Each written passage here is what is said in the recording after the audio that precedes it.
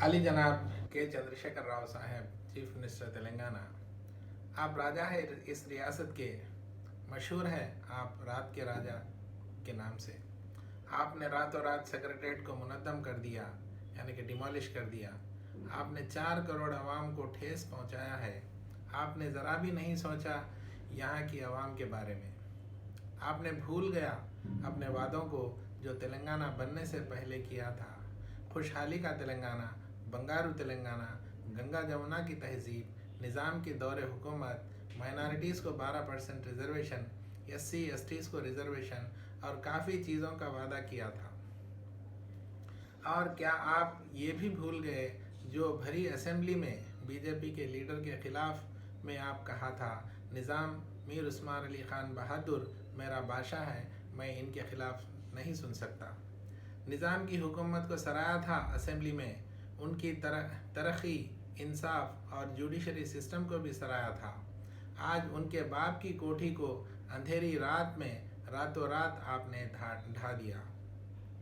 ये क़दीम सेक्रेटेरिएट है जो मीर महबूब अली ख़ान बहादुर निज़ाम 7 ने 1885 में बनाया था। ये वही तारीख़ी साल है जहां सारे हिंदुस्तान में अंग्रेज़ों के ख़िलाफ़ मुहिम चल रही थी।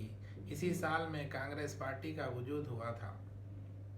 ये सेक्रेटेरिएट जो सैफाबाद पैलेस के नाम से जाना जाता था, इसी सेक्रेटेरिएट में 16 चीफ मिनिस्टर्स पूरे आंध्र प्रदेश के और तेलंगाना जो उसी में मिला हुआ था, इस स्टेट का सारी हुकूमत यहीं से संभाली गई थी। इस सेक्रेटेरिएट में 2 मस्जिदें भी थी, एक मंदिर भी थी। आपने दोनों इबादत गाहों को मुनद्दम कर दिया, तेलंगाना की आवाम को ठेस पहुंचाया, बिलखुसूस मुसलमानों को। ऐसा लगा कि आज फिर एक बार बाबरी मस्जिद को शहीद कर दिया गया है।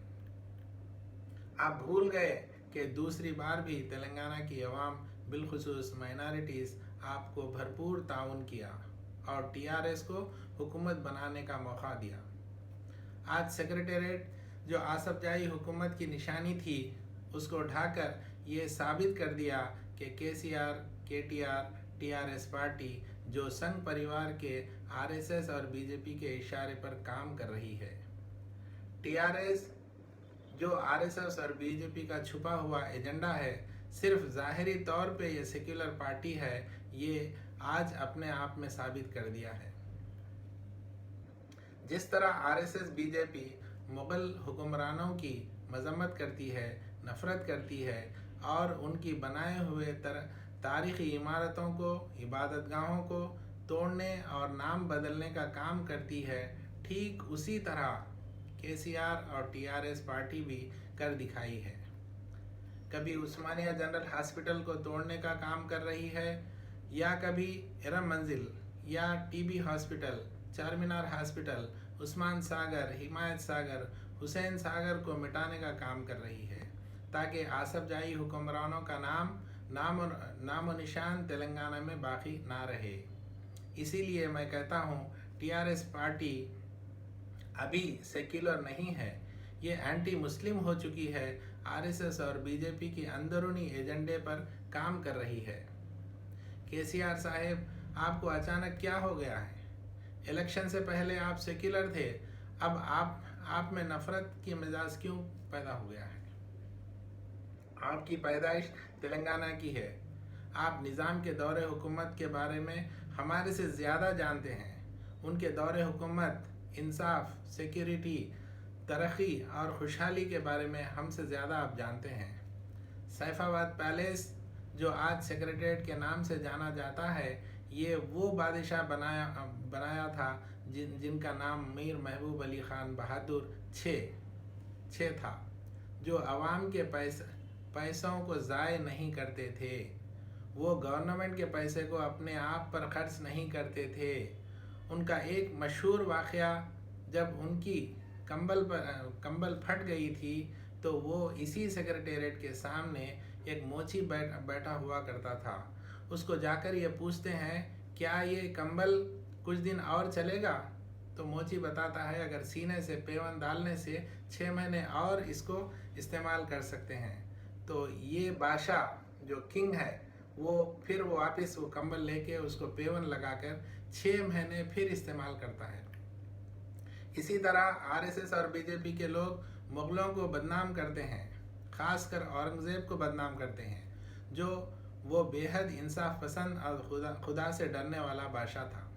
वो एम्परर था, लेकिन अपनी कमाई आप से कमाता था, कुरान ट्रांसलेट करता था और कैप्स जो टोपी सीकर बेचकर अपना गुजारा करता था।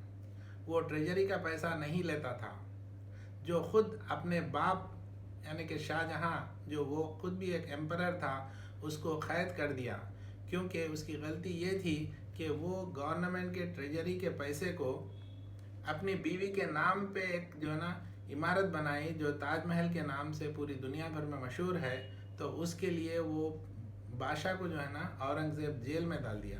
ये ऐसा सीधा साधा बादशाह था। ऐसे बादशाह को संघ के लोग और मोदी भक्त झूठ बोलकर बदनाम करते हैं। क्या आप ऐसी मिसाल कायम कर सकते हैं केसीआर साहब, जो आप पुराने सेक्रेटेरिएट को तोड़कर नया सेक्रेटेरिएट बना रहे हैं, सिर्फ आपकी अना के लिए बना रहे हैं, आपके नाम के लिए बना रहे हैं, आपकी शोहरत के लिए बना रहे हैं?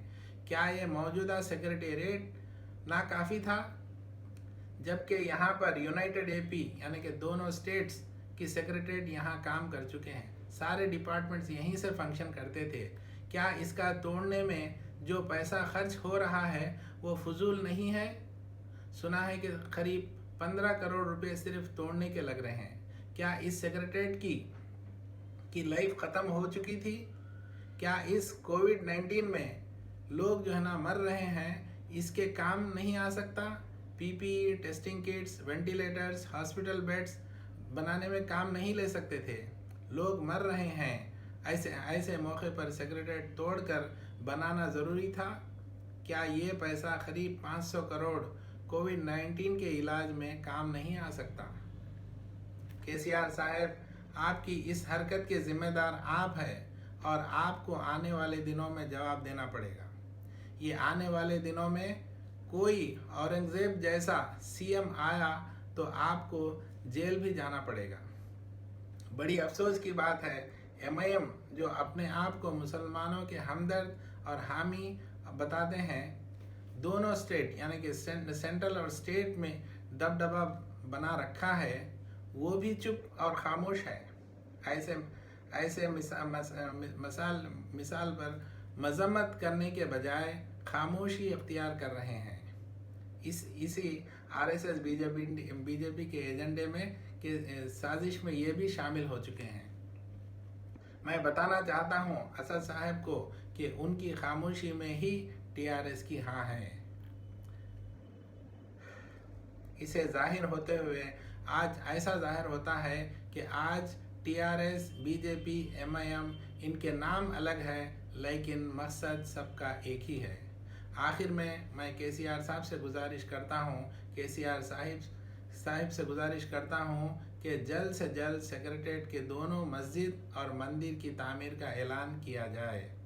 पहले से वसी और ख़ूबसूरत मस्जिद और मंदिर बनाया जाए, ताकि अवाम में भरोसा और भाईचारगी कायम रहे, वरना आने वाले दिनों में तेलंगाना की अवाम इसका जवाब देगी और आपको जवाब देना पड़ेगा। जय सोनिया गांधी, जय राहुल गांधी, जय कांग्रेस, जय हिंद।